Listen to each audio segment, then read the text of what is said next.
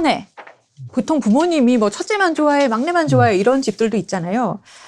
실제로 어미가 자식을 편애한다고 할 때 249쪽 하단입니다. 그것은 무엇을 의미하는가?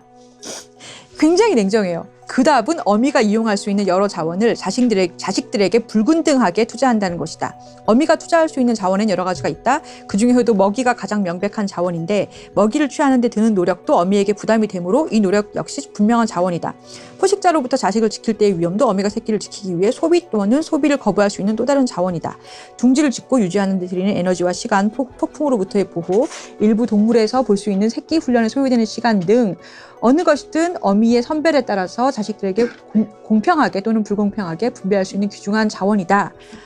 이렇게 부모가 자녀에게 베푸는 사랑을 부모가 자신의 유전자 배포를 위해서 분배할 수 있는 자원으로 일단 개념을 짓고 있어요. 그 양육 투자, 그죠? 이게 너무 냉정한 거 아닙니까?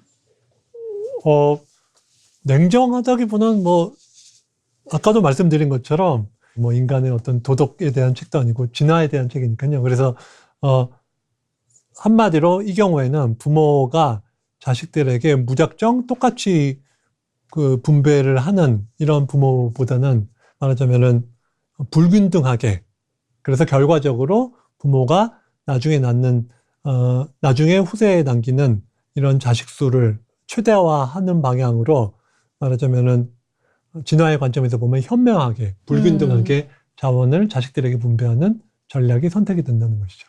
그럼 교수님, 그때 선택받는 새끼의 요건은 유전적으로 뭘까요? 근데 일단 쉽게 말씀드리면요.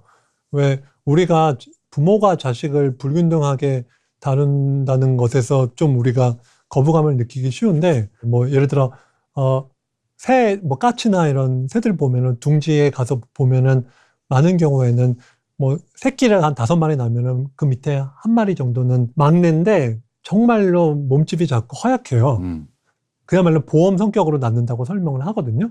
상황이 운이 좋아서 아주 유리하면은 그때 얘까지 키우고, 대부분의 경우에는 그냥 얘는 방관하는 거죠. 그래서 많은 까치를 연구하는 이걸 번역한 이상인 교수도 까치를 연구를 하는데요. 이런 이상인 교수 같은 연구를 보면은 이런 론투들은 대부분 생존을 못하고 대부분의 둥지에서 그냥 좀 자라다가 죽습니다.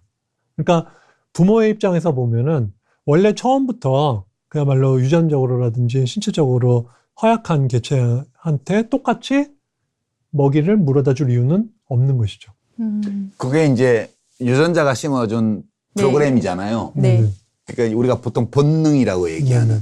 그러니까 어떤 동물들 중에는 잘 못 자랄 만한 애를 자기가 잡아먹어 버리는 동물도 있고요.